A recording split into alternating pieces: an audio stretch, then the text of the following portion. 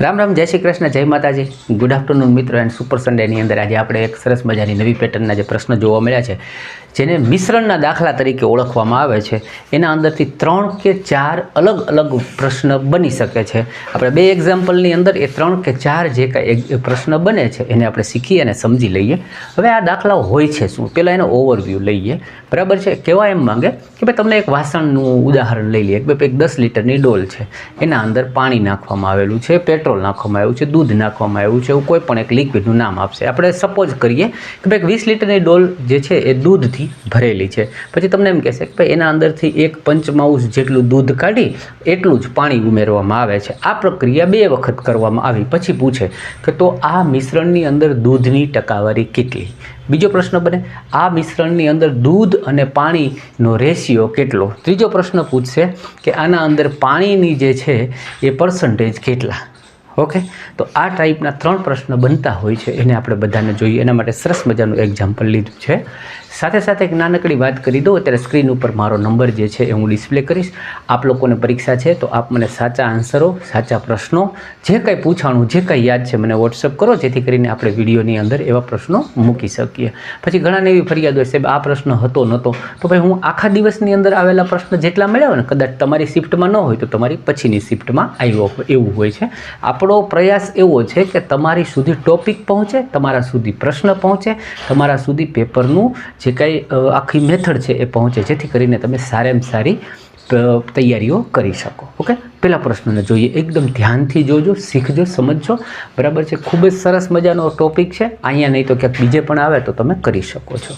Okay, પ્રશ્નને વાંચીએ. પહેલા પ્રશ્ન એમ કહે છે કે ભાઈ એક ડ્રમમાં 80 લીટર જેટલું દૂધ છે.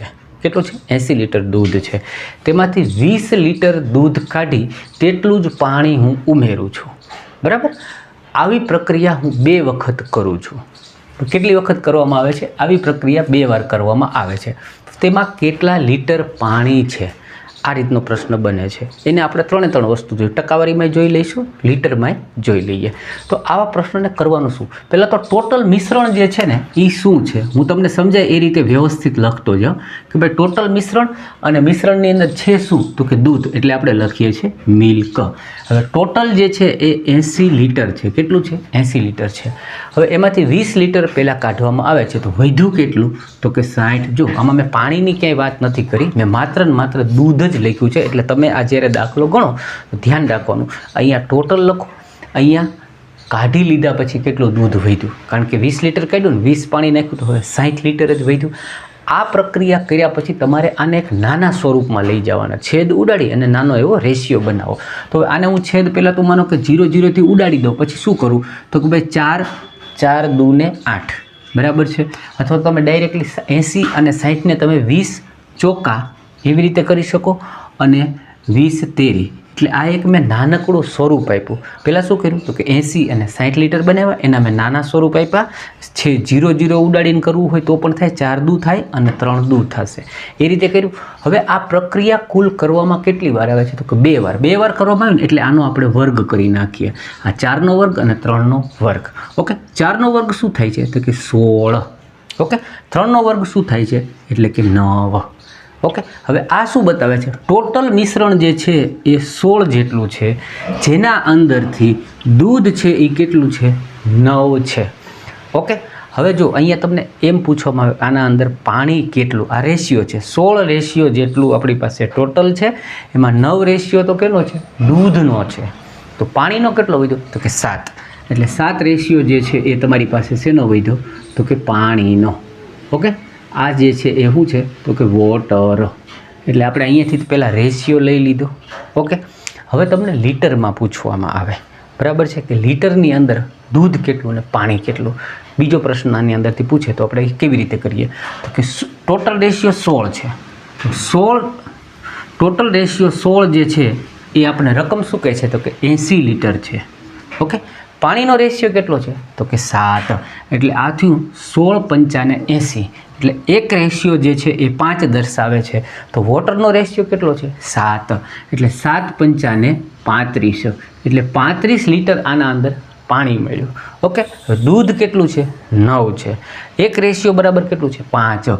એટલે 9 × 5 એટલે 45 જે છે 45 લીટર આના અંદર શું મળ્યું? દૂધ.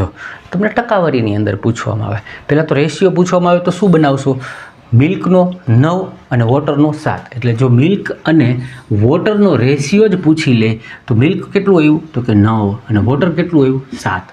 કુલ રેશિયો કેટલા? 16. હવે તમને ટકાવારીમાં પૂછવામાં આવે તો ટકાવારીમાં પૂછવામાં આવે તો કેવી રીતે કરીએ? માનો કે તમને વોટરનું ટકાવારી પૂછ્યું છે તો ટકાવારી કેવી રીતે કાઢીએ કે ટોટલ છે એ 16 છે, વોટર કેટલા છે તો કે 7 છે, એને ગુણ્યા 100 કરીએ. આ રીતે આપણે ટકાવારી વોટરની મેળવી. દૂધની ટકાવારી પૂછવામાં આવે તો શું કરશું? માત્ર ને માત્ર અહીંયા આપણે ઉપર 9 લખીશું, બરાબર? 9/16 ગુણ્યા 100. એટલે તમે આમાંથી આપણે 3 વસ્તુ શીખી ગયા. લીટરનું કેવી રીતે કરવું, બરાબર છે, પછી બંનેના ટકાવારી કેવી રીતે કરવા, અને રેશિયોમાં પૂછે તો રેશિયો પણ કેવી રીતે કરવો. આ પ્રશ્ન વારંવાર પૂછાય છે. એની જ એક બીજી પેટર્ન મેં લીધી છે. તમને એમ ના થાય કે સાહેબ એકદમ ઇઝી દાખલો કરાયો, પણ આના અંદર 3 વસ્તુઓ આવી ગઈ. એવો જ એક બીજો પ્રશ્ન જે છે એને પણ આપણે જોઈ લઈએ, જેથી કરીને માનો કે તમને અપૂર્ણાંકનો આના અંદરથી પૂછી લઈએ કે અંશ છેદવાળો પ્રશ્ન બનતો હોય તો એને પણ જોઈ લઈએ. જેમ કે મેં અહીંયા લીધું, એક વાસણમાં 81 લીટર દૂધ છે, એમાંથી 1/3 દૂધ કાઢી લેવામાં આવે છે અને તેટલું જ પાણી ઉમેરવામાં આવે છે. પ્રોસેસ કેટલી વાર કરવામાં આવે છે? 2 વખત આ પ્રોસેસ કરવામાં આવે છે. તો દૂધ વત્તા પાણીનો રેશિયો જે છે એ તમારે બતાવવાનો છે. તો પહેલાંમાં આપણે શું કર્યું હતું? તો ટોટલ કેટલું છે? તો કે 81. હવે 81માંથી જે કાઢી લીધું તો અહીંયા 20 કાઢ્યું હતું ને, તો અહીંયા 1/3 કાઢે છે. એટલે આ 81માંથી 1/3 કાઢે તો વધે છે ને એ આપણે લખીએ છીએ. અહીંયા શું લખીએ છીએ? વધે છે એ. એટલે વધે છે, શું વધે? તો 81ના 2/3 વધે, 1/3 કાઢી લઈએ એટલે, બરાબર? હવે આને તમે 3થી ભાગ ઉડાડો એટલે 27થી ઉડે. 27 દૂને 54, બરાબર? આવું આપણે કર્યું હતું. પહેલાંમાં અહીંયા 80 અને 20 લખ્યા હતા, તો અહીંયા હવે 81 અને 54. આ શું છે? તો કે આ ટોટલ છે, અને આ શું છે? તો કે આ પ્યોર મિલ્ક છે. ઓકે, હવે આને આપણે નાનામાં ફેરવ્યું હતું. પહેલાંમાં આપણે શું કર્યું હતું? 80 અને 60ના નાના કર્યા, તો એમ તો 81 અને 54 છે એના નાના કરીએ તો શું નાનું શું થશે? તો કે 27 તેરી અને 27 દુ. પ્રોસેસ કેટલી વાર કરવામાં આવી? 2 વાર. એટલે આનો વર્ગ કરીએ, આનો વર્ગ અને આનો વર્ગ, બરાબર છે? બંનેનો વર્ગ કરીએ તો 3 તેરી 9 અને 2 દુ 4. તો દૂધ વત્તા પાણીનો રેશિયો બતાવવાનો હતો. હવે ટોટલ લિક્વિડ કેટલું છે? તો કે 9 રેશિયો, બરાબર? Total liquid 9 ratio.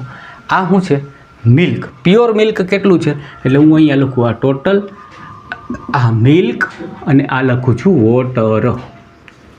Okay, total 9 ratio. એમાં મિલ્ક પ્યોર કેટલું છે? તો કે 4 રેશિયો.